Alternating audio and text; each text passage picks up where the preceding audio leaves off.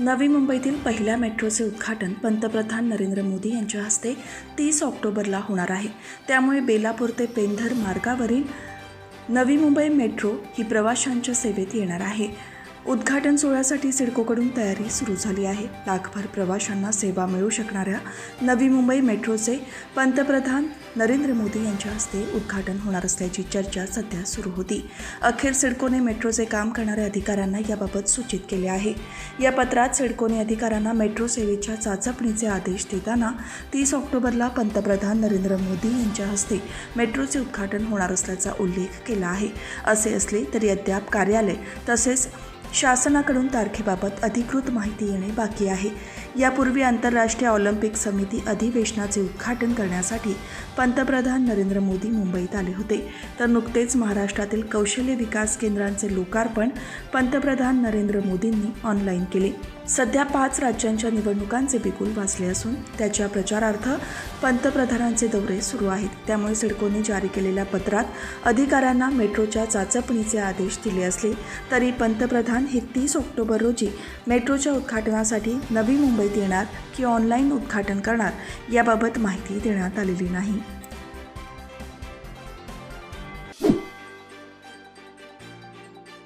अनेक दिवसांपासून सुरू होण्याची प्रतीक्षा असलेल्या उरण ते खारकोपर लोकलच्या कामाचा मध्य रेल्वेच्या उपव्यवस्थापकांनी आढावा घेतला. यावेळी त्यांनी गव्हाण, रांजणपाडा, नावाशेवा, दोणागिरी आणि उरण या स्थानकांच्या कामांची पाहणी केली. नवी मुंबई मेट्रो सेवेचे पंतप्रधान नरेंद्र मोदी यांच्या हस्ते 30 ऑक्टोबरला उद्घाटन होणार आहे.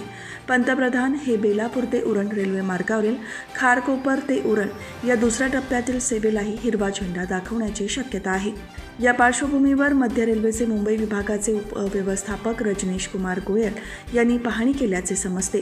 यावेळी त्यांनी सुविधा तसेच इतर कामांचा आढावा घेतला.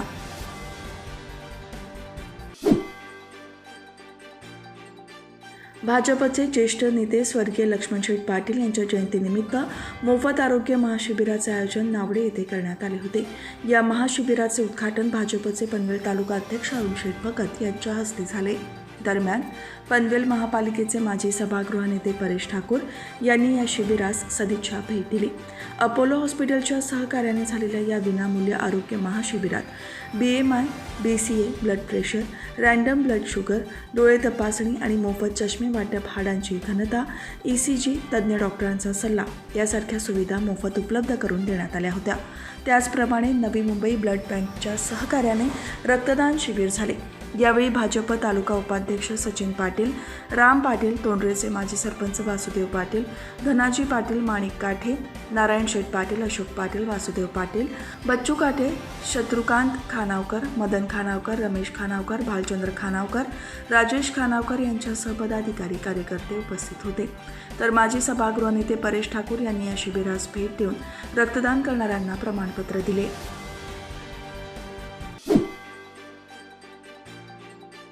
पनवेल तालुक्यातील रेडखर येथील वंदना प्रकाश भोपी यांना वारंवार सूचना करूनही पक्षविरोधी वर्तवणूक केल्याने त्यांना भारतीय जनता पक्षातून 6 वर्षांसाठी निलंबन करण्यात आले असल्याचे तालुकाध्यक्ष अरुणशेठ भगत यांनी पत्राद्वारे कळवले आहे.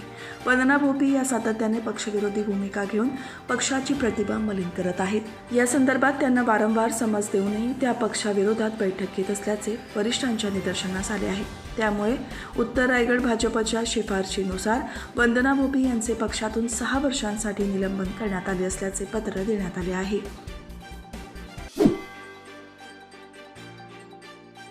उरण तालुक्यातील चिरनेर, दिघोडे आणि जासी या 3 ग्रामपंचायतींच्या निवडणुकीचे पडघम जोमाने वाजू लागले असून उमेदवारी अर्ज दाखल करण्याच्या अखेरच्या दिवशी 3 ग्रामपंचायतींच्या सरपंच पदासाठी 14 तर 41 सदस्यांसाठी 134 उमेदवारी अर्ज दाखल झाले आहेत. यामध्ये चिरनेर ग्रामपंचायतीच्या लोकनियुक्त सरपंच पदासाठी 4 अर्ज दाखल करण्यात आले असून 15 सदस्यांसाठी एकूण 37 उमेदवारी अर्ज दाखल झाले आहेत. दिघोडे ग्रामपंचायतीच्या थेट सरपंच पदासाठीही 4 अर्ज दाखल करण्यात आले आहेत. तर जासई ग्रामपंचायतीच्या थेट सरपंच पदासाठी एकूण 6 उमेदवारी अर्ज दाखल झाले आहेत आणि 17 सदस्यांसाठी एकूण 73 उमेदवारी अर्ज दाखल करण्यात आले आहेत. अशा प्रकारे 3 ग्रामपंचायतींच्या सरपंच पदासाठी 14 तर 41 सदस्य पदांसाठी 134 उमेदवारी अर्ज दाखल करण्यात आल्याची माहिती निवडणूक निर्णय अधिकारी तथा तहसीलदार डॉक्टर उद्धव कदम यांनी दिली आहे।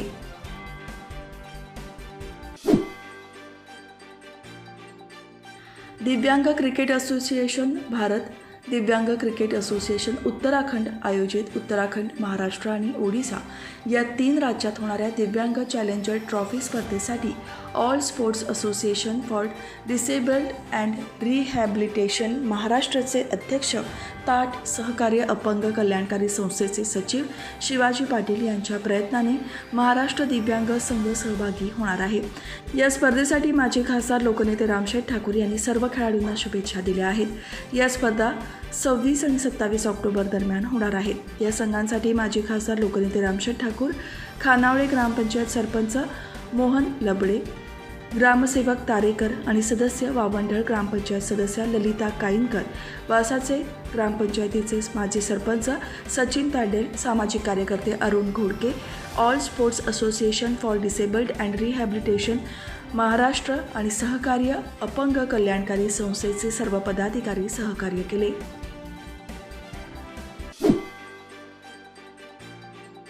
देशाचे पंतप्रधान नरेंद्र मोदी यांच्या स्वप्नातील जलजीवन मिशन अंतर्गत हर घर नल हर घर जल या संकल्पनेतून आणि भारतीय जनता पक्षाचे उरणचे आमदार महेश बालदी यांच्या आमदार निधी आणि मावळ लोकसभा निवडणूक प्रमुख आमदार प्रशांत ठाकूर यांच्या प्रयत्नातून वडवली गावासाठी पाणीपुरवठा योजना मंजूर करण्यात आली आहे। या कामाचे भूमिपूजन भारतीय जनता पक्षाचे पनवेल तालुका अध्यक्ष अरुण शेठ भगत यांच्या हस्ते करण्यात आले। या कामासाठी उरणचे आमदार महेश बालदी यांच्या आमदार निधीतून 24,13,212 रुपयांचा निधी मंजूर करण्यात आला आहे।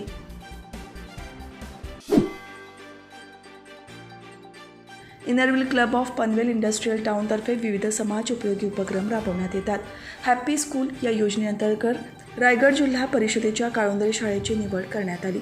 हॅपी स्कूल अंतर्गत येणाऱ्या सर्व सुखसोयी पूर्ण करण्यात आल्या। या उपक्रमाचे उद्घाटन माजी नगरसेवक सुलोचना कल्याणकर यांच्या हस्ते करण्यात आले।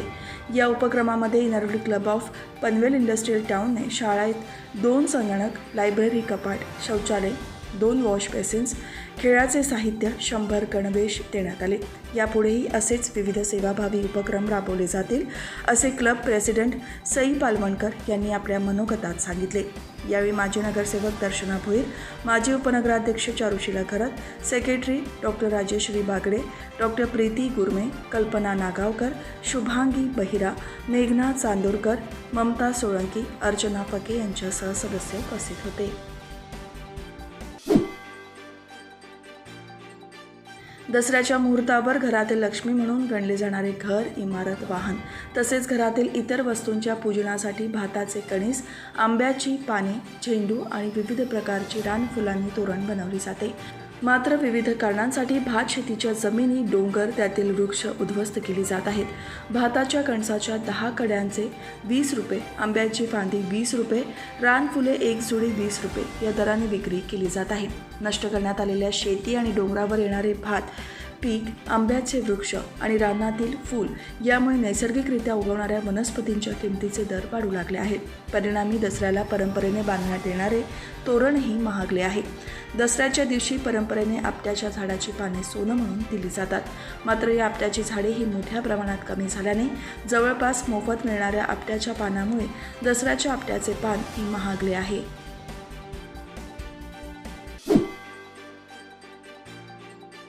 पनवेल महानगरपालिकेने विवाह नोंदणी ऑनलाईन स्वरूपात केली आहे। 1 एप्रिल 2022 रोजी या ऑनलाईन सेवेला पालिकेच्या वतीने सुरुवात केली आहे। कालावधीपासून ऑक्टोबर 2023 पर्यंत 3,483 जणांनी पालिकेकडून ऑनलाईन नोंदणीला सुरुवात केली आहे। विवाह झाल्यानंतर विशेषतः महिलांना नावात बदल करण्यासाठी या विवाह नोंदणी प्रमाणपत्राची आवश्यकता भासत असते। पालिकेच्या संकेतस्थळावर ऑनलाईन नोंदणी केल्यावर मिळालेल्या तारखेनुसार प्रभाग कार्यालयात ही नोंदणी केली जाते। कागदपत्रांची पूर्तता केल्यावर काही दिवसात हे प्रमाणपत्र पालिकेच्या वतीने देण्यात येते। दिवाळीची सुट्टी संपल्यावर नोंदणीसाठी कार्यालयात गर्दी होणार आहे। सरकार मराठा समाजाला आरक्षण देण्यासाठी कटिबद्ध आहे. मी कधीही कुणाला खोटे आश्वासन दिलेले नाही. त्यामुळे मराठा समाजाला टिकणारे आरक्षण देण्याची जबाबदारी सरकारची आहे, अशी ग्वाही मुख्यमंत्री एकनाथ शिंदे यांनी ठाण्यात दिली आहे. तसेच मराठा समाजातील बंधूंनी टोकाचे पाऊल उचलू नये, सरकारला थोडा वेळ देण्याची गरज आहे, असे आवाहनही मुख्यमंत्र्यांनी यावेळी केले. मराठा आरक्षणासाठी आंदोलक मनोज जरांगे पाटील सध्या राज्यात विविध ठिकाणी जाहीर सभा घेत आहेत. 24 ऑक्टोबरपर्यंत सरकारने मराठा समाजाला आरक्षण द्यावे, अन्यथा 25 ऑक्टोबरपासून बेमुदत उपोषण केले जाईल, असे जरांगे पाटील यांनी म्हटले आहे. प्रत्येक सर्कलमधील सर्व गावांच्या वतीने एकाच ठिकाणी महाराष्ट्रभर साखळी उपोषण सुरू केले जाणार आहे. 28 तारखेपासून या साखळी उपोषणाचे बेमुदत उपोषणात रूपांतर होईल, असेही त्यांनी पत्रकार परिषदेत सांगितले. या पार्श्वभूमीवर मुख्यमंत्री शिंदे यांनी मराठा आरक्षणाविषयीची राज्य सरकारची भूमिका पुन्हा एकदा मांडली आहे.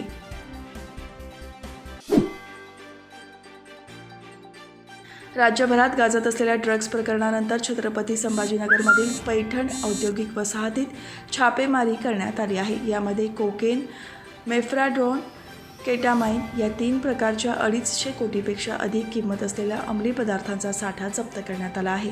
या प्रकरणी दोघांना ताब्यात घेण्यात आले आहे. त्यातील एकाने आत्महत्येचा प्रयत्न केल्याने त्याला खासगी रुग्णालयात दाखल करण्यात आले आहे.